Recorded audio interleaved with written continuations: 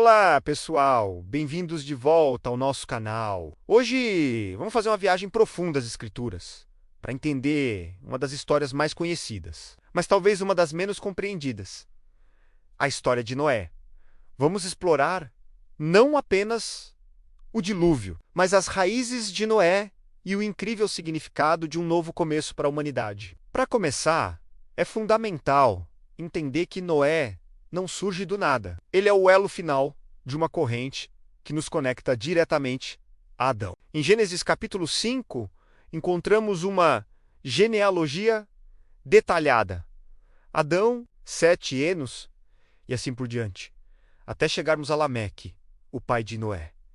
Essa não é uma lista qualquer, é a chamada linhagem piedosa. Diferente da descendência de Caim, marcada pela violência e pelo afastamento de Deus, a linhagem de Sete é descrita como aquela que começou a invocar o nome do Senhor. Então, desde o início, vemos que Deus estava preservando uma semente de fidelidade ao longo da história. O próprio nome de Noé já era uma profecia. Seu pai, Lameque, disse: "Este nos consolará acerca de nossas obras e do trabalho de nossas mãos, por causa da terra que o Senhor amaldiçoou." O nome Noé significa descanso ou consolo. Ele nasceu com uma missão: trazer alívio e um novo começo, em um mundo que estava se afogando em sua própria maldade. E que mundo era esse? Gênesis 6 nos dá um retrato sombrio. A corrupção havia se espalhado por toda a terra. A violência era a norma. O coração humano, diz a Bíblia, era continuamente mau, e no meio de todo esse caos, uma frase se destaca: Noé, porém, achou graça aos olhos do Senhor. Isso nos mostra que, mesmo quando o mundo inteiro parece perdido, a fidelidade de uma pessoa pode fazer toda a diferença no plano de Deus. As raízes de Noé, ligadas a Adão, o posicionam como uma espécie de novo Adão, um portador da promessa de que a vida seria preservada. Mas como Deus se comunicou com Noé? Ele não apareceu fisicamente, mas falou diretamente com ele, dando ordens claras e um plano detalhado. Primeiro, veio o anúncio do juízo. Deus disse: "O fim de toda a carne é vindo perante a minha face, porque a terra está cheia de violência." A razão para o dilúvio era a corrupção humana. Junto com o juízo, veio a instrução para a salvação.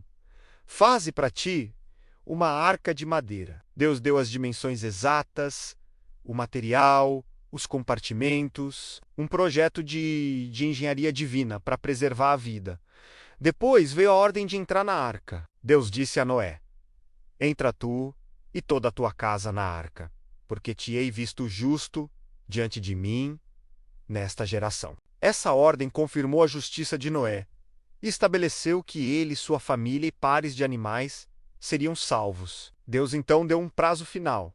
Em 7 dias, a chuva começaria e duraria 40 dias e 40 noites. Após o longo período do dilúvio, quando as águas finalmente começaram a baixar, Deus falou novamente. A terceira grande ordem foi para sair da arca. "Sai da arca, tu e tua mulher, e teus filhos, e as mulheres de teus filhos, contigo." E junto com a ordem de sair, veio uma ordem familiar: "Frutificai, multiplicai-vos e enchei a terra." É a mesma bênção dada a Adão em Gênesis 1, sinalizando um recomeço total para a humanidade. Finalmente, Deus estabeleceu uma aliança, uma promessa. Ele abençoou Noé e seus filhos, deu ao homem autoridade sobre os animais e permitiu o consumo de carne, com uma proibição importante: não comer o sangue, pois a vida está no sangue. A parte mais marcante dessa aliança é a promessa universal de que ele nunca mais destruiria a terra com um dilúvio. E para selar essa promessa, Deus nos deu um sinal visível e belo: o arco-íris. Toda vez que vemos um arco no céu, somos lembrados da fidelidade e da misericórdia de Deus. Agora, vamos nos concentrar no que acontece logo após o dilúvio, em Gênesis capítulo 8.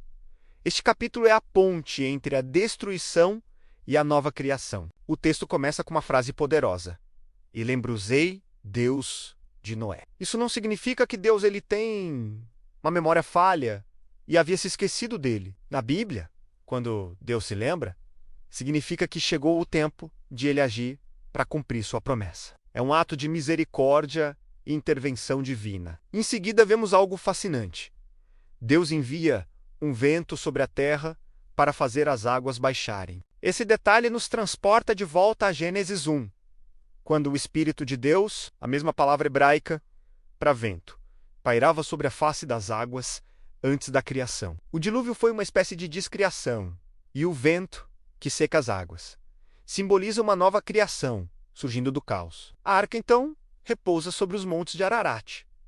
Esse repouso é simbólico. Depois de meses flutuando sobre as águas turbulentas, a arca encontra um lugar firme. É a imagem da estabilidade após o caos, da segurança após o perigo, assim como Deus descansou no 7º dia da criação. Noé e toda a vida na arca encontram descanso após a tempestade do juízo. Para saber se a terra já estava seca, Noé usa um método engenhoso. Ele solta aves. Primeiro um corvo, depois uma pomba. A pomba volta, mas na segunda vez ela traz no bico um ramo de oliveira.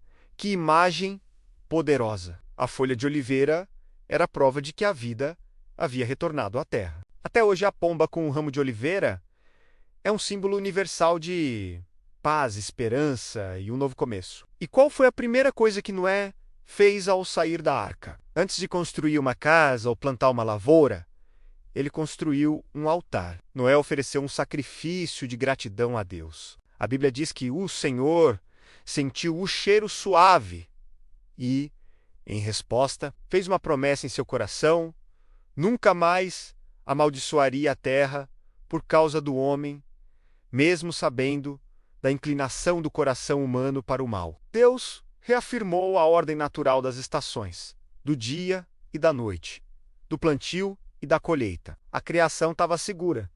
Teologicamente, o que tudo isso significa? Primeiro, Noé funciona como um novo Adão. Assim como Adão, ele recebe a missão de encher a terra e cuidar dela, dando à humanidade um novo começo. O dilúvio atua como um ato de julgamento e purificação. A água lava o pecado do mundo, permitindo uma renovação. No Novo Testamento, o apóstolo Pedro conecta o dilúvio ao batismo, dizendo que, assim como a arca salvou Noé através da água, o batismo também nos salva, não por remover a sujeira do corpo, mas como um apelo a Deus por uma boa consciência. O sacrifício de Noé, por sua vez, marca o início de uma relação renovada entre Deus e a humanidade, baseada na graça. Esse ato prepara o cenário para as grandes alianças que viriam depois na Bíblia, com Abraão,